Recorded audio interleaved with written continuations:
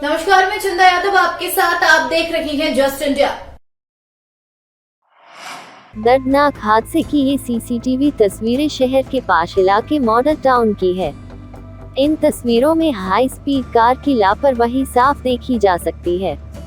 CCTV में car speed में आती है और सामने से आ रहे बाइक सवारों को इतनी तेज टक्कर मारती है कि कागज बाइक सवार हवा में उड़ गए और दूर जाकर पास के शोरूम के शटर के बाहर गिरते हैं और मौके पर ही उनकी मौत हो जाती है।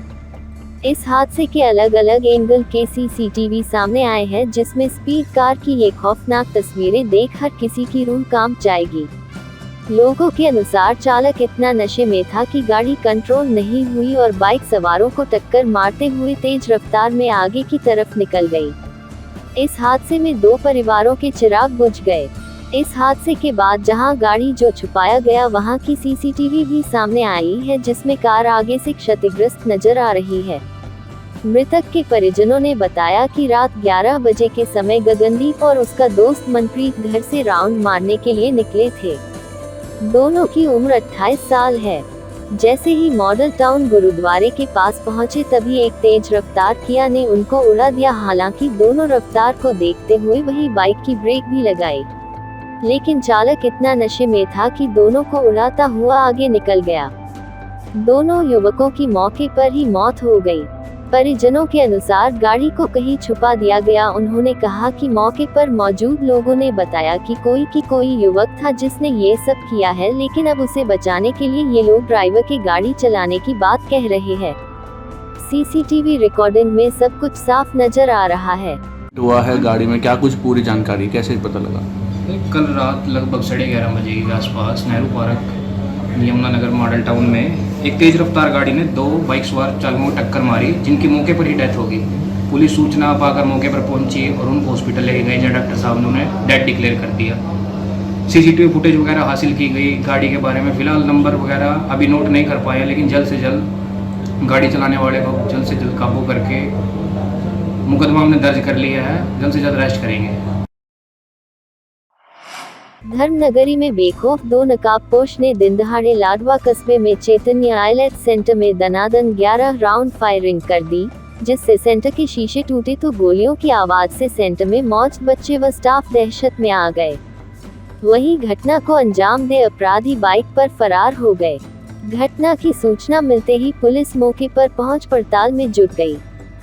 सेंटर के मैनेजर सुनील कुमार ने बताया कि 2 अपराधी जो कि बाइक पर सवार थे वह बाहर से ही फायरिंग कर चले गए। वही सेंटर के निदेशक राजीव शर्मा ने कहा कि 2 नकाबपोश जिनका चेहरा ढका था दिन दहाड़े फायरिंग करके चले गए हैं। स्टाफ के साथ साथ बहुत से बच्चे भी सेंटर में मौजूद थे, कुछ भी अनहोनी हो सकती थी। उन्होंने कहा कि हमारी तो किसी से कोई रंजिश भी नहीं है। अब पुलिस पड़ताल में ही सच्चाई सामने आएगी। अंदर किया बाहर से ही, सड़क से ही, और उसके बाद स्प्लेंडर ब्लैक कलर की मोटरसाइकिल पे वो इंद्री चौक की तरफ भागे। सर कितने राउंड गोली चलाई होगी? अब ऐसे तो आइडिया नहीं, पुलिस प्रशासन ने वो खोल वगैरह बरामद किए हैं, शायद वो 12 हैं 13 हैं, वो पुलिस प्रशासन बताएगा। सुनील जी एक बात बताइए, जिस समय यहाँ पर गोलियां चल रही थी तो यहाँ बार रिसेप्शन पे कितने लोग उस समय मौजूद थे? ऐसे तो बहुत, क्योंकि वेटिंग बहुत होती है हमारे यहाँ, बच्चे पढ़ते रहते हैं, अपना काम करते रहते हैं, ऐसे गिनती करना तो मुश्किल है। होंगे मतलब 10 लोग भी हो सकते हैं, 12 भी हो सकते हैं। नहीं, कुछ नहीं, बाहर से ही उन्होंने सड़क से किया जो किया, तो मतलब किसी के साथ कोई इंटरेक्शन या कम्युनिकेशन नहीं, कुछ समझ नहीं आया, क्योंकि बाहर ट्रैफिक का शोर बहुत था। देखिए, मैं उस वक्त ऑफिस में नहीं था, मेरा मैनेजर था, क्योंकि रूटीन में इस वक्त 12:30 का बहुत पीक टाइम होता है हमारे पास, तो तकरीबन स्टाफ के साथ 400 से 500 बच्चा भी सेंटर पे होता ही है। तो उस वक्त बाहर से फायरिंग हुई, काफ़ी जो बताया गया कि 12 से 15 राउंड फायरिंग हुई है, और उन्होंने शीशे में फायरिंग की है टारगेट करके पूरा। तो अब ये चीज़ अंदर नहीं आया कोई बाहर से? नहीं, अंदर कोई नहीं है, जो भी फायरिंग की बाहर से की उन्होंने। कितने लोग थे? बाइक पे थे? 2 लोग थे, बाइक पे थे। हाँ जी, नकाबपोश थे या कैसे? नकाबपोश थे, एंटिटी छुपा रखी थी उन्होंने। चेहरा ढका हुआ। हाँ जी। बाइक पता चला किस कलर की? थोड़ा अंदाजा हो कुछ? बाइक तो अभी मैनेजर को पता है, ब्लैक कलर की शर्ट बाइक थी।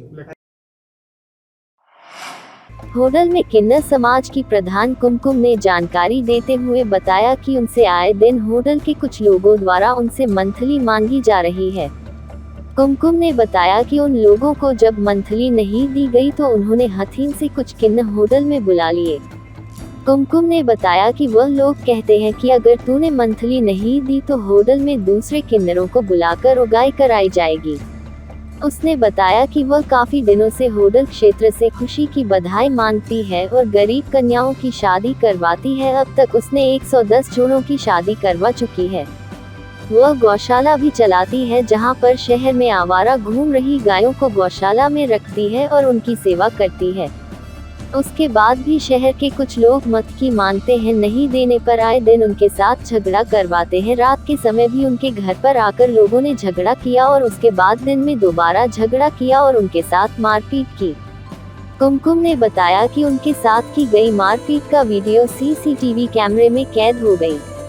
कुमकुम ने बताया कि इसकी शिकायत उन्होंने होटल थाना पुलिस को दे दी है, लेकिन उसके बाद भी अभी उनके साथ झगड़ा करने वाले आरोपी अभी पुलिस ने पकड़े नहीं है।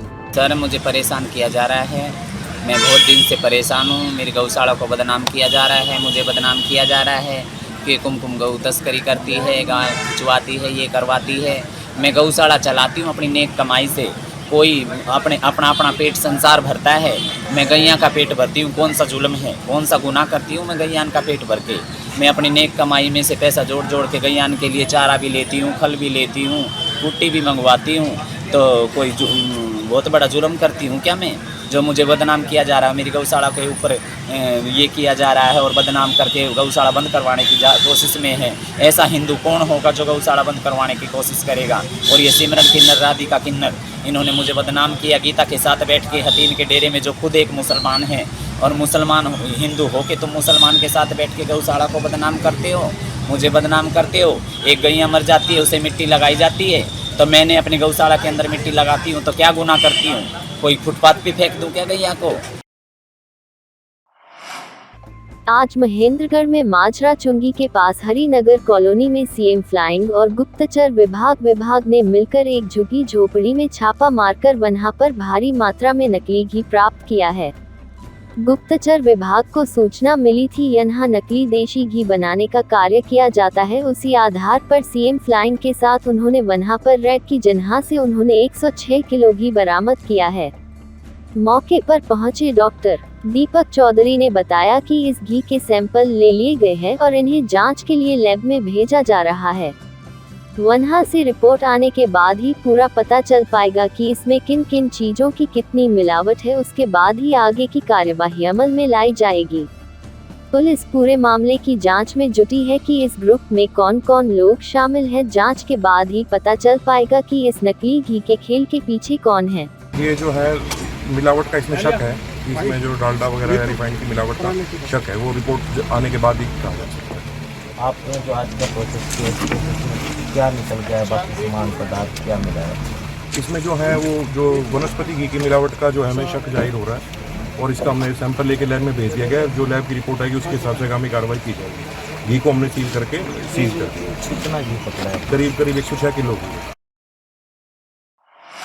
निकाय चुनाव में गठबंधन प्रत्याशी की हार पर सुभाष बराला द्वारा गठबंधन धर्म को तार-तार करने के आरोप पर जजपा प्रदेशाध्यक्ष सिंह ने बताया कि उन्होंने गठबंधन धर्म को बखूबी निभाया है। उन्होंने कहा कि गठबंधन अधिक मजबूत हो, इसके लिए उनका पूरा प्रयास रहता है। उन्होंने कहा कि उनके मुंह से कहीं भी ऐसा शब्द नहीं निकला जिससे गठबंधन को ठेस पहुंचा है। निशान नक्शसर ने कहा कि वे तो स्वन्य के बारे में कह सकते हैं, किसी के बारे कुछ नहीं कह सकते हैं। सिंह ने कहा कि गठबंधन की मर्यादा को किसी को भी नहीं लांघना नहीं चाहिए, हमेशा गठबंधन को मजबूत करने का काम करना चाहिए। विधायकों को धमकी मिलने के मामले पर कहा कि जो ये मामले सामने आ रहे हैं ये बेरोजगारी का कारण लगते हैं, जिस पर अंकुश लगाने के लिए सरकार को काम करना चाहिए। निशान सिंह ने कहा कि गठबंधन धर्म ये कहता है कि हम सभी को मिलकर काम करना चाहिए था। यदि सभी मिलकर काम करते तो परिणाम कुछ और आते। प्रदेशाध्यक्ष ने कहा कि वे किसी पर भी दोषारोपण नहीं करेंगे। आपको बता दें, नगर परिषद चेयरमैन चुनाव भाजपा जजपा गठबंधन प्रत्याशी रमेश गोयल की हार हुई थी, जिसमें निर्दलीय प्रत्याशी नरेश बांसल चुनाव जीत गए थे। नरेश बांसल अपनी टीम के साथ भाजपा के पाले में चले गए थे तो हरियाणा सार्वजनिक उपक्रम ब्यूरो के चेयरमैन सुभाष बराला ने कहा था कि इस चुनाव में गठबंधन धर्म की गरिमा को तार-तार किया गया था। किसने इसे तार-तार किया, इसका जवाब जजपा प्रदेशाध्यक्ष को देना चाहिए। गठबंधन और मजबूत हो उसके लिए हमारा हमेशा प्रयास रहता है, और मैं जो इतना मुझे याद है कि मैं तो समझता हूँ कि मेरे मुंह से तो शायद एक लफ्ज़ भी कभी ऐसा ना निकला हो जो कहीं गठबंधन को ठेस पहुँचाता। तो मेरी तरफ से तो शायद कोई गठबंधन के बारे में कोई ऐसा कोई प्रयास नहीं हुआ कि वो तार-तार हो। इसकी भूमिका क्या रहेगी? नहीं, मैं किसी के बारे में तो क्या कह सकता हूँ। अगर वो सूझवान कहते हैं तो उनका धन्यवाद, लेकिन मैं किसी के बारे में कुछ नहीं कह सकता। मैं तो अपने बारे में कह सकता हूँ कि हम सब का ये प्रयास होना चाहिए, कमिटमेंट जो हैं कि हमारी दोनों पार्टियों की कमिटमेंट है मिल कर के चलने की। तो मिल कर के अब सरकार में काम कर रहे हैं, तो उस मर्यादा को जो है ना नहीं लांघना चाहिए। हम सबका ये फ़र्ज होना चाहिए। इसी के साथ इस बुलेटिन में आज के लिए फिलहाल इतना ही। नमस्कार।